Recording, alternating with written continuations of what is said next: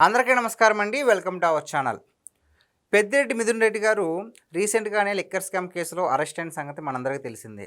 So, ఆ liquor scam సంబంధించి arrest అయ్యారు కాబట్టి ఆయన్ను రాజమండ్రి సెంట్రల్ జైల్‌లో రిమాండ్‌గా ఉంచారు.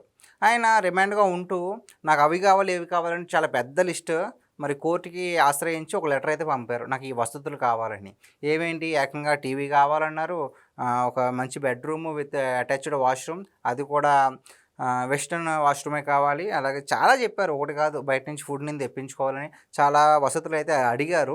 So, okay. అది కూడా ఓకే. ఇప్పుడు నేను దేని గురించి మాట్లాడుతున్నానంటే పెద్దిరెడ్డి రామచంద్రారెడ్డి గారు అంటే మిథున్ రెడ్డి గారు వాళ్ళ ఫాదర్. ఆయన ఈరోజు రాజమండ్రి సెంట్రల్ జైలుకొచ్చి ఆయన కొడుకుతో ములాఖత్ అయ్యి ములాఖత్ అయిపోయిన తర్వాత బయటకొచ్చి మీడియా ముందు కొన్ని మాటలైతే మాట్లాడుతున్నారు. కొన్ని కామెంట్స్ చేశారు. అవేంటో ఒకసారి చూద్దాం. పెద్దిరెడ్డి రామచంద్రారెడ్డి గారు ఏమంటున్నారంటే, కూటమి ప్రభుత్వం ఏర్పడినప్పటి నుంచి కూడా వైఎస్ఆర్సీపీ నాయకులను టార్గెట్ చేసి అనేక విధాలుగా ఇబ్బందులు పెడుతుంది అంటున్నారు. ఇది ఫస్ట్ పాయింట్. ఓకే. నిజంగానే కక్షపూరిత రాజకీయాలు చేస్తున్నారు కూటమి ప్రభుత్వం అనుకుంటే ఫస్ట్ లోపలేయాల్సింది ఎవరినండి? జగన్మోహన్ రెడ్డి గారిని. ఎందుకు? చంద్రబాబు నాయుడు గారిని ఇబ్బంది పెట్టారు, రాష్ట్ర ప్రజలను ఇబ్బంది పెట్టారు, పర్సనల్గా టార్గెట్ చేశారు, లేని స్కిల్ డెవలప్మెంట్ కేసుని పెట్టి ఆయన్ని అరెస్ట్ చేసి చంద్రబాబు నాయుడు గారిని ఏకంగా 53 రోజులు ఆయన్ని జైల్లో ఉంచారు. సో, అలా అయితే ఫస్ట్ నిజంగానే కక్షపూరిత రాజకీయాలు చేయాలనుకుంటే ముందు జగన్ గారిని కదా లోపలేసేది. మీరేమంటున్నారు? కక్షపూరిత రాజకీయాలు చేస్తున్నారు, వైసీపీ నాయకులందరినీ టార్గెట్ చేస్తున్నారు అంటున్నారు. మీరేం చేశారు?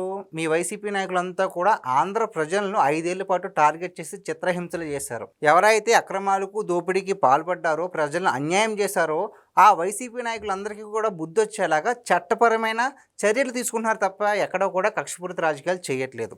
సెకండ్ పాయింట్ మీరేమన్నారు?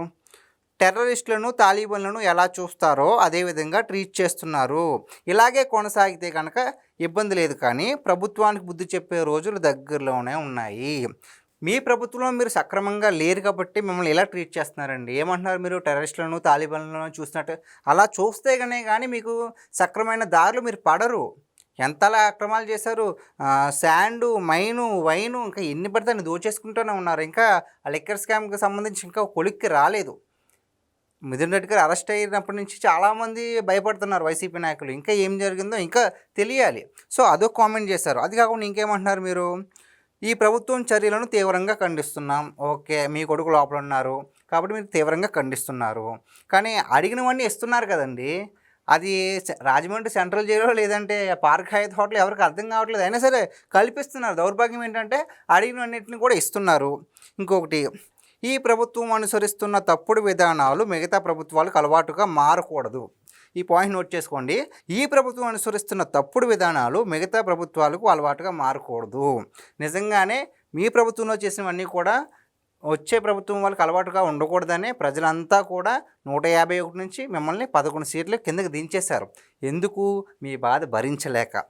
కాబట్టి ఈ ప్రభుత్వం ప్రజలతో నడుస్తుంది కాబట్టి వీళ్ళే నెక్స్ట్ టైం కూడా వస్తారు. సో, మీరు అనుకున్నట్లుగా ఏం జరగదు. ఇంకొకటి ఏంటంటే, సౌకర్యాలు కావాలని మిథున్ రెడ్డి చెప్పే మనిషి కాదు. న్యాయపరంగా అందించాల్సిన సౌకర్యాలను కూడా అందించట్లేదు. నిజంగా సౌకర్యం కావాలని మిథున్ రెడ్డి చెప్పకపోతే అంత పెద్ద లిస్ట్ ఎందుకు సార్ రాస్తారు? నాకు అది కావాలి, ఇది కావాలి. నాకు పార్క్ హయాత్ రేంజ్లో ఉంది సార్ అది ఆ లిస్ట్. న్యాయపరంగా అందించాల్సిన సౌకర్యాలు కూడా అందట్లేదంట. మరి ఏంటో.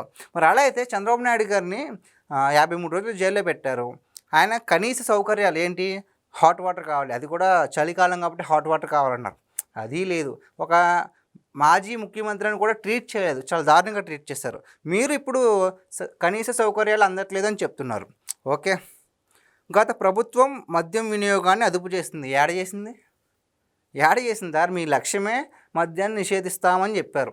అలాంటిది మద్యం ధరలు పెంచేసి, అది కూడా నాణ్యమైన మద్యం ఏం కాదు, పూర్తిగా మొత్తం కల్తీ మద్యమే. చాలామంది ఎంతోమంది లివర్లు చెడిపోయి చాలా హాస్పిటల్ పాలైపోయి చాలామంది ఆడపడుచులు మంగళసూత్రాలు గాల్లో కలిసిపోయాయి.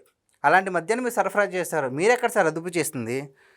రామచంద్రారెడ్డి గారు ఇంకొక మాట ఏమంటున్నారంటే, గత ప్రభుత్వ హయాంలో ప్రభుత్వానికి 25,700 కోట్ల ఆదాయం వచ్చింది. అదే 2014 నుంచి 19 అంటే చంద్రబాబు నాయుడు గారు పరిపాలించిన కాలంలో అయితే ప్రభుత్వానికి 1,700 కోట్లు మాత్రమే ఆదాయం వచ్చింది అంటున్నారు. ఓకే. మీరు చెప్పిందే నిజమనుకుందాం. కానీ మీరు ఆదాయాన్ని ఎలా పెంచారు? ఎంత రూ. 100 మద్యాన్ని 250 చేసి, అది కూడా నాణ్యమైన మద్యం కాదు. అలాగే ప్రతి ఆయిల్ ప్యాకెట్ మీద, కందిపప్పు మీద, నిత్యావసర సరుకుల మీద, ఆఖరికి పెట్రోల్ మీద, ప్రతి దాని మీద, అంతెందుకు ఇంట్లో ఉన్న చెత్త మీద కూడా పన్నేసి ప్రతిదానికి ఆదాయం పెంచారు అంటున్నారు. మీరే సార్ దీని గురించి మాట్లాడుతున్నారు? ఇంకోటి ఏమంటున్నారు, డిస్టిలరీలకు అనుమతులన్నీ చంద్రబాబే ఇచ్చారు తప్ప గత ప్రభుత్వంలో ఒక్క డిస్టిలరీ కూడా అనుమతి ఇవ్వలేదు అంటున్నారు. సార్ మాటకి అంటే ఎలా మాట్లాడుతున్నారు సార్ మీరు ఇవన్నీ కూడా? అంతలా అబద్ధాలు ఆడడానికి అసలు మనస్సాక్షి ఉండట్లేదా సార్? ఎంత మీ కొడుకుని అరెస్ట్ చేసి, తప్పు చేశారు కాబట్టి అరెస్ట్ చేశారు, ఎంత అరెస్ట్ చేస్తే మాత్రం లేనిపోనివన్నీ కూడా కల్పిస్తారా సార్? పెద్దిరెడ్డి రామచంద్రారెడ్డి గారు, మీరు ఎన్ని చేసినా సరే చట్టం తన పనిని తాను చేసుకుంటూ పోతుంది. మీ కొడుకుని వచ్చి కలిశారు, ఏదో మాట్లాడద్దామంటే కుదరదు. ఎవరు కూడా కక్షపూరిత రాజకీయాలు చేయట్లేదు. నిజంగానే మీ కొడుక్కి ఈ లిక్కర్ స్కామ్కి సంబంధం లేకపోతే గనక ఆయన పరారీలో ఎందుకున్నాడు, ముందస్తు బెయిల్ కోసం ఎందుకు అప్లై చేశాడు, ఎందుకంత మీ కొడుకు మీ మిథున్ రెడ్డి గారు అరెస్ట్ అయితే వైసీపీలో వాళ్ళు మిగిలిన వాళ్ళంతా కూడా ఎందుకంత కంగారు పడిపోతున్నారు? సో చట్టం తన పని తను చేసుకుంటూ పోతుంది.